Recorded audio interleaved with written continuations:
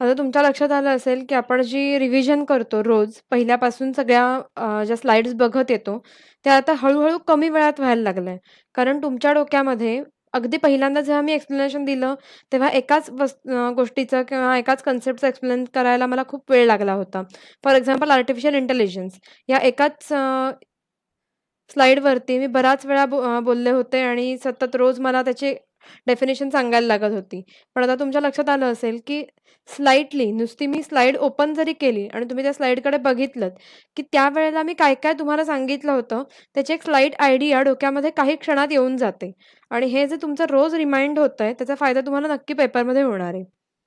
सुरुवातीला आपल्याला रिव्हिजनला 5-5 मिनिटं किंवा 10-10 मिनिटं सुद्धा लागत होती. कारण ते मला परत-परत सांगायला लागत होतं. मध्ये 8 दिवसांचा ब्रेक आपला गेला तेव्हाही आपण ज्या डेफिनिशन्स होत्या टेक्निकल त्या पुन्हा एकदा डिटेलमध्ये घेतल्या होत्या. पण आता मात्र आपण काय करतो, जस्ट स्लाईड पुढे-पुढे करत जातोय. ठीक आहे. तर मी तुम्हाला स्लाइड्स पाठवणारच आहे. त्याची पी-डी-एफ करून पाठवेन, जेणेकरून तुम्हाला त्याच्यातनं नोट्स तयार करता येतील आणि अभ्यास करता येईल. पण त्याही तुम्ही सुद्धा अभ्यास करताना असं करत जा, की ते सतत नजरेसमोर ठेवायच्या. मोबाईलमध्ये जर डाउनलोड करून घेतलीत ती पी-डी-एफ, तर उगाच म्हणजे काहीतरी आपल्याला टाईमपास हवा असेल आणि काहीतरी बघायचं असेल, तर जस्ट पहिल्यापासून एक पेज वर करत जायचं. त्याचा तुम्हाला नक्की फायदा होईल. ओके. तर आर्टिफिशियल इंटेलिजन्सची definition to make computers think or to make machines think. What is intelligence? Learning, reasoning, decision making, problem solving. Artificial intelligence त्याच्यामध्ये acting humanly, the Turing test approach. Capabilities कोणत्या लागतात ते. Then thinking humanly, the cognitive modelling approach. Thinking rationally, the laws of thought approach. Acting rationally, the rational agent approach. Components of AI: perception, knowledge representation, learning, reasoning, problem solving, and natural language processing. Then CI म्हणजे regular software versus AI. Then foundation of AI. त्याच्यामध्ये वेगवेगळे questions आपण बघितले होते. ह्याच्यावर फार काही deep जाण्याची गरज नाहीये. History of AI. 1956 मध्ये बर्थ ऑफ आर्टिफिशियल इंटेलिजन्स झाला आणि जॉन मॅकार्थीने आर्टिफिशियल इंटेलिजन्स ही टर्म कॉइन केली. एवढं जरी लक्षात ठेवलं तरी ते हिस्ट्रीसाठी पुरेसं आहे. अर्थात हिस्ट्रीवरती जर तुम्हाला 5 मार्काचा क्वेश्चन पडला, तर मात्र ह्या बाकी सगळ्या गोष्टी तेवढ्या महत्त्वाच्या ठरतात. कारण तिथे मग सगळं तुम्हाला लिहावं लागेल. पण शक्यता कमी असते हिस्ट्रीवरती विचारलं जाईल अशी. 1 मिनिट होल्ड करा. म्हणजे जर नोट नोट पडली, तर मात्र तुम्हाला ते सगळं डिटेलमध्ये करावं लागेल. एक्झाम्पल्स बघितली होती आपण एआयची. देन आपण गेलो होतो state of art AI today. त्याच्यामध्ये ॲप्लिकेशन्स. आता ॲप्लिकेशन्सची जी फील्ड्स आहेत ना, ती डोक्यामध्ये फिक्स करायचा प्रयत्न करा. कालच आपण बघितलीत ती. तर मी फक्त नावं सांगत जाते. Applications of AI. सगळ्यात पहिलं आहे education, then entertainment, medical, military, business and manufacturing, automated planning and scheduling.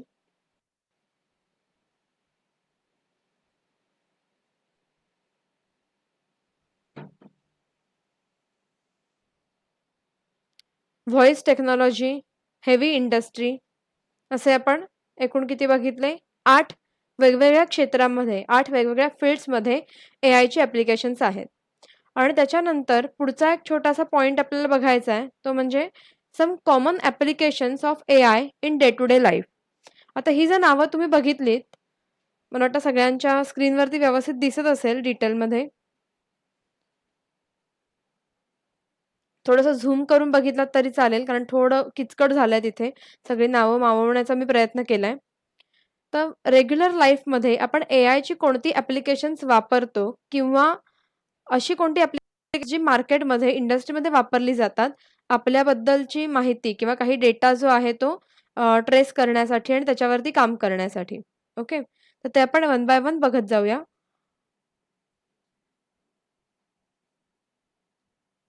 सगळ्यात पहिला आहे ते म्हणजे सिरी. Appleचा हा पर्सनल असिस्टंट आहे. It is friendly voice activated computer. आता ॲक्चुअल सिरी कोणी वापरलाय का आपल्यापैकी? बघितलंय का वापरताना? अनम्यूट करून सांगू शकता?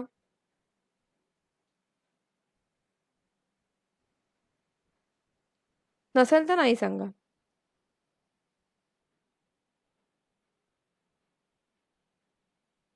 सिरी कोणी वापरताना बघितलाय का किंवा स्वतः वापरून बघितलाय का?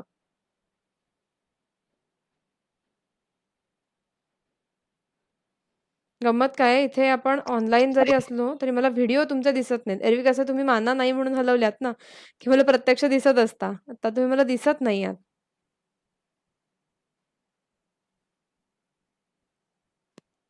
ठीक आहे. अजून कोणाचा आन्सर आलं नाहीये काही, म्हणजे तुम्ही नाही वापरलाय असं मी त्याचा अर्थ घेते.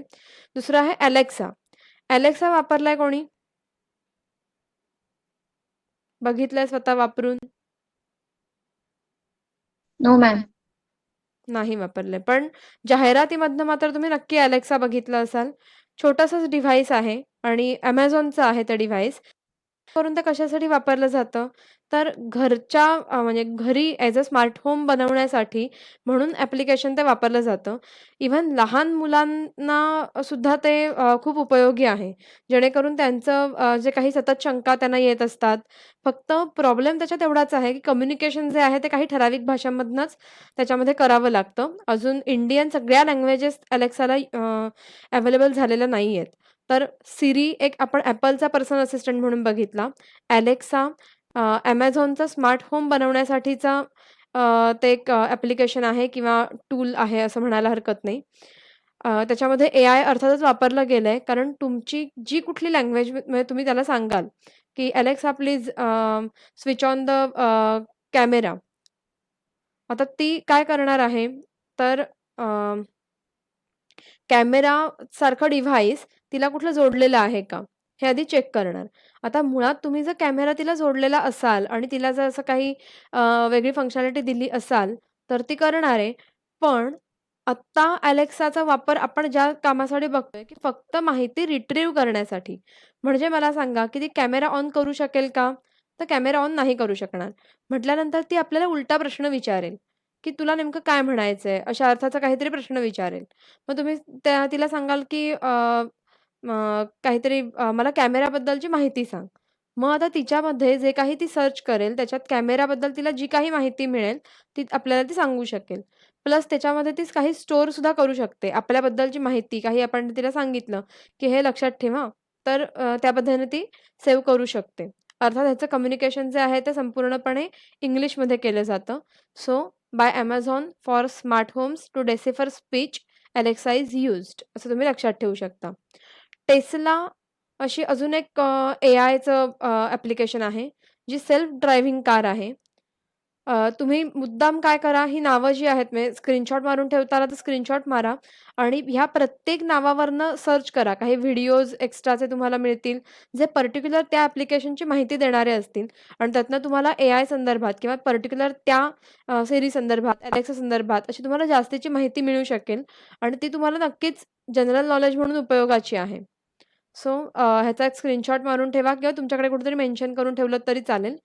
मी फक्त आपल्या सिलेबसमध्ये हा कुठला पॉइंट नाहीये, की common applications in day to day life. पण state of art AI today म्हटल्यानंतर नुसतंच कोणत्या-कोणत्या फील्डमध्ये ते वापरलं जातं एवढंच सांगण्यापेक्षा मला असं वाटलं, की ह्याचाही जास्त चांगला उपयोग होईल तुम्हाला किंवा थोडं इंटरेस्टिंग वाटेल म्हणून मी मुद्दाम ते इन्क्लूड केलेलं आहे. ओके. सो Tesla ही काय आहे? सेल्फ ड्रायव्हिंग कार आहे. Then Cogito, it is fusion of machine learning and behavioural science to improve customers interaction for phone professionals. Phone प्रोफेशनल्ससाठी त्या विषयामधलं प्रत्येक विषयामधलं एक डोमेन नॉलेज जे डोमेन नॉलेज कंटेन करणारं एक टूल आपण आता बघत जातोय. त्यातलं Cogito जे आहे ते फोन प्रोफेशनल्ससाठी आहे. ज्याच्यामध्ये लर्निंग पॅटर्न आपला बिहेवियरल पॅटर्न आहे तो बघितला जातो. मशीन लर्निंग केलं जातं आणि त्यामुळे कस्टमर बरोबर जे इंटरॅक्शन आहे ते त्याच्यामधनं वाढवलं जातं. त्यानंतर Boxever machine learning to improve the customers experience in the travel industry and deliver micro moments. आता Boxever जे आहे ते सेम कोजिटो सारखंच आहे, फक्त ट्रॅव्हल इंडस्ट्रीमध्ये वापरलं जातं. तेही कस्टमर इंटरॅक्शनसाठी वापरलं जातंय. Then John Paul, it is predictive algorithms for existing client interactions, able to understand and know their desires and needs and on acute level. जसं कोजिटो आणि बॉक्सेवर आहे, तसं जॉन पॉल हे सुद्धा एक टूल कशासाठी वापरलं जातंय, तर कस्टमरचे किंवा क्लायंटचे जे काही डिटेल्स असतील, त्यांच्याबरोबरच्या इंटरॅक्शन्स असतील, त्या सगळ्या स्टोअर करून ठेवण्यासाठी, इंटेलिजन्स वापरून स्टोअर करून ठेवण्यासाठी म्हणून जॉन पॉल वापरलं जातंय. म्हणजे फॉर एक्झाम्पल एखादा माणूस मार्केटिंग करत असेल, तर मार्केटिंग करत असताना फोन कॉल्स करावे लागतात, कम्युनिकेशन करावं लागतं वेगवेगळ्या लोकांबरोबर. मग ते कम्युनिकेशन प्रत्येक वेळी फोन कॉलच्याच माध्यमातून असेल असं नाही. ते कदाचित ईमेलच्या थ्रू असू शकतं, कदाचित WhatsAppच्या थ्रू असू शकतं, कदाचित आणखीन खूप सारे मीडियम्स एका व्यक्तीशी कम्युनिकेशन करताना वापरले जाऊ शकतात. आणि त्या प्रत्येक कम्युनिकेशनमधनं मला जी काही माहिती मिळाली आहे, वेगवेगळ्या फॉर्मॅटमध्ये ती असणार आहे, वेगवेगळ्या कम्युनिकेशनच्या स्टेटमेंट्समध्ये ती असणार आहे. सो त्या सगळ्या इन्फॉर्मेशनमधनं ती पर्टिक्युलर इन्फॉर्मेशन लक्षात ठेवणं आणि मग ती योग्य वेळेला रिट्राईव्ह करणं किंवा योग्य वेळेला त्याचा वापर करणं, हे आपल्याला ह्या सगळे जे काही आता आपण बघितले कोजिटो, बॉक्सेव्हर, जॉन पॉल किंवा पुढचेही सगळे आहेत, त्याच्यामध्ये ते वापरता येतात. अ, म्हणून त्याच्यासाठी ते इंटेलिजंट बनवलेले आहेत. कारण कस्टमर इंटरॅक्शन, क्लायंट इंटरॅक्शन जी आहे ती थोडी स्मार्ट बनली पाहिजे. कारण शेवटी कितीही म्हटलं तरी माणसाच्या मेमरीला लिमिटेशन्स आहेत. एक माणूस जरी मल्टिपल लोकांशी कॉन्टॅक्ट ठेवत असेल, तरीही लक्षात ठेवणं खूप कठीण असतं, की ह्या माणसाशी मी काय बोललो होतो, त्या माणसाशी मी काय बोललो होतो. बरं हे long over the time communication चालू असतं. सो प्रत्येक वेळेला मिळालेली माहिती ही आर्टिफिशियल इंटेलिजन्स वापरून स्टोअर करणं आणि योग्य वेळेला रिट्राईव्ह करणं हे जास्त चांगलं आहे आणि त्याचा इम्पॅक्ट कस्टमर इंटरॅक्शनवरती जास्त चांगला पडतो, कस्टमर किंवा client इंटरॅक्शनवरती. Then Amazon.com, it predicts what we are interested in purchasing based on our online behavior. काल मी एक एक्झाम्पल जसं सांगितलं होतं, की काहीतरी मी सर्च करते Googleवरती म्हणा किंवा इतर Amazonवरती अगदी जाऊन जर मी काहीतरी सर्च करत असेन, तरी मी ज्या पद्धतीचं एकदा सर्च केलं, त्या पद्धतीच्या जाहिराती मला सतत देत असतात.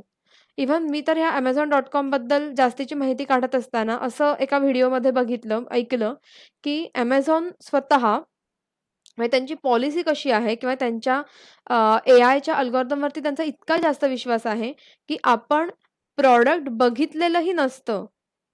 आपली त्याची जाहिरात आपल्यासमोर आलेलीही नसते, तेव्हा Amazonची त्याच्या शिपमेंटची तयारी झालेली असते. ऑलमोस्ट ते शिपमेंटसाठी तयार असतात.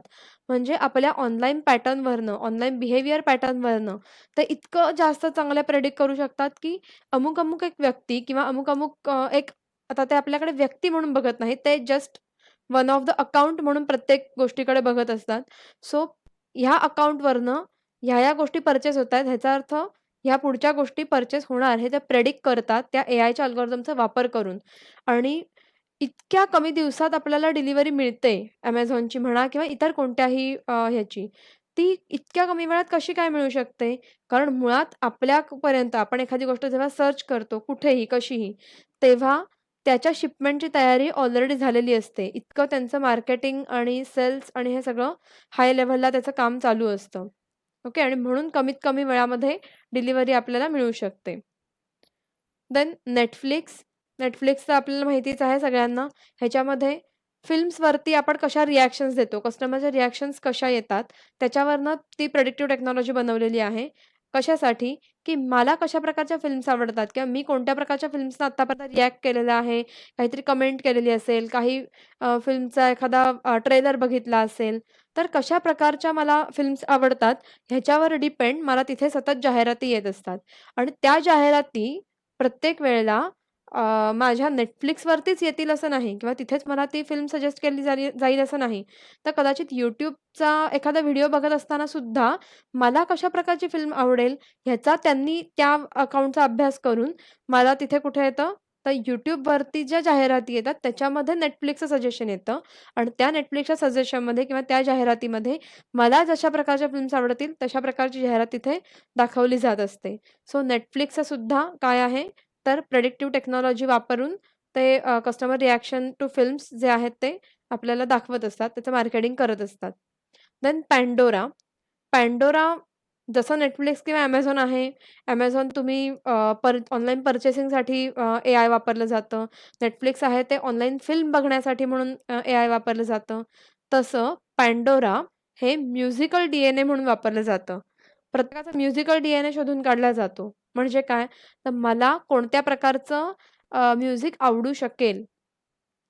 तर ज्या प्रकारचं म्युझिक आपण कधीतरी सर्च केलेलं असेल किंवा एखाद्याला लाईक दिलेलं असेल, कुठेतरी कमेंट केलेल्या असतील, तर त्या सगळ्यावरनं आपला तो म्हणजे सॉन्ग्स जे असतात ते आपल्याला रेकमेंड केली जातात. आणि ही रेकमेंड करण्यापूर्वी हजारो, लाखो सॉन्ग्सवरती म्हणजे जी सॉन्ग्स त्यांच्याकडे ॲज अ इनपुट म्हणून असतात रेकमेंड करण्यासाठी, त्या प्रत्येक सॉन्गचं ॲनालिसिस म्युझिकल एक्सपर्ट्सने ऑलरेडी केलेलं असतं इन डिटेल. की हे जे सॉन्ग आहे, हे कशा प्रकारचं सॉन्ग आहे. कोणत्या प्रकारच्या लोकांना, कोणत्या प्रकारचं माइंडसेट असलेल्या लोकांना हे म्युझिक आवडू शकेल. असा प्रत्येक म्युझिकची, प्रत्येक सॉन्गची काय म्हणू शकतो आपण, प्रोफाईल त्यांच्याकडे रेडी असते आणि त्या प्रोफाईलवरती डिपेंड राहून आपण काय करू शकतो, तर अ, त्या Pandoraमध्ये आपला म्युझिकल डी-एन-ए शोधला जातो आणि त्याच्यावरनं आपल्याला सॉन्ग्स रेकमेंड केली जातात. देन पुढचं आहे Nest. The learning thermostat. तर जसं वेगवेगळ्या क्षेत्रामध्ये आपण हे सगळे एआय वापरलं जातंय, हे बघतोय. कोणी पर्चेसिंगसाठी टूल वापरतोय, कोणी फिल्मसाठी, कोणी सॉन्गसाठी. तसं नेस्ट जे आहे, ते कशासाठी वापरलं जातंय? थर्मोस्टॅट म्हणजे तापमान, टेम्परेचर जे आहे, ते रेग्युलेट करण्यासाठी म्हणून नेस्ट ही जी एआय टेक्नॉलॉजी आहे, ती वापरली जाते. मग त्या ठिकाणी मध्ये एक कुठल्या कंपनीची मला लक्षात नाही, पण एसीची जाहिरात असायची, की तुम्ही मोबाईलवरनं काय करू शकता, तुमचा एसी ऑन करू शकता. आता ते तेवढ्याच पुरतं मर्यादित राहिलेलं नाहीये. तर स्मार्ट होमसाठी किंवा आय-ओ-टी च्या कन्सेप्टमध्ये हे इतकं पुढे गेलेलं आहे, की ज्याच्यामध्ये मोबाईलवर च्या माझ्या लोकेशनमुळे माझ्या घरातल्या एसीला की मी घराच्या किती जवळ आलेली आहे.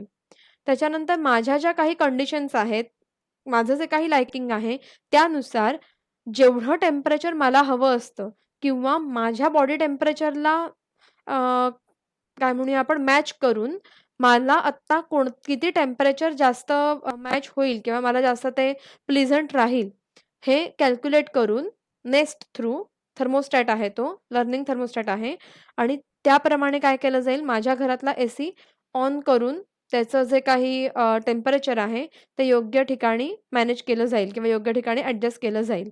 सो नेस्ट हे काय आहे? The learning thermostat. It uses behavioural algorithms to predictively learn from your heating and cooling needs.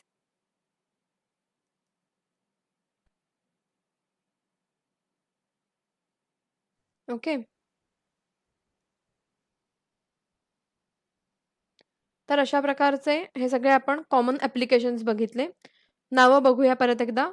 Just remind होत जाईल तुम्हाला.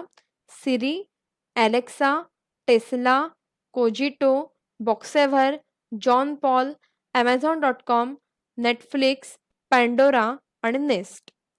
आता फक्त आपण एक छोटासा एक्सरसाइज असा करूया.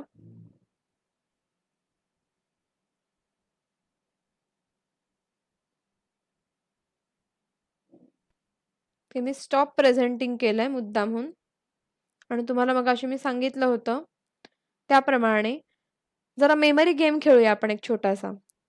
जरी ह्याच्यावरती क्वेशन पडणार नसला, डे टू डे लाईफमधल्या कॉमन ॲप्लिकेशन्स कोणते, तरीही एआय आपण फक्त पेपरपुरतं बघत नाही आहोत. आर्टिफिशियल इंटेलिजन्समध्ये जितकं रिसर्च तुम्ही कराल तितकं कमी आहे. सो ह्या दृष्टीने किंवा तुमचे प्रोजेक्ट चूज करण्याच्या दृष्टीने किंवा पुढे तुम्हाला अगदी बी-एस-सी पुरता फक्त मर्यादित नाही. पुढे तुमच्या इंटरेस्टनुसार तुम्हाला जास्तीचं काही काम करायचं असेल, तर एआयमध्ये सगळ्यात जास्त व्हेकन्सी आहे, हे लक्षात ठेवा. सो आत्ता काय काम चालू आहे जगामध्ये किंवा आत्ता आपलं जग एआयमध्ये कुठपर्यंत पुढे गेलेलं आहे, की ही कॉमन प्लॅटफॉर्म्स आपण वापरायला लागलेलो आहोत. तर मला आत्ता तुमच्या बरोबर मेमरी गेम एवढाच खेळायचा आहे, की प्रत्येक गोष्ट आत्ता जे टूल्स मी सांगितले, ते कोणते आणि ते कशा-कशासाठी वापरले जातात, हे जस्ट चॅट बॉक्समध्ये तुम्ही टाका. जे आठवत जाईल तसं टाकत जा भराभर. प्रत्येकाने टाकायचं आहे आणि फॉर एक्झाम्पल काय Amazon.com कशासाठी? ऑनलाईन पर्चेससाठी. स्मार्ट ऑनलाईन पर्चेससाठी किंवा मार्केटिंगसाठी. अशा टाइप तुम्ही टाकू शकता. अगदी शॉर्टमध्ये मला टाकलं तरी चालेल. आदित्यने पण काहीतरी टाकलंय. 1 मिनिट. फक्त अटेंडन्स तुमचा घेतलाय तो सेव्ह करते. आणि मग तिकडच्या विंडोवर येऊन बघते काय चाललंय ते.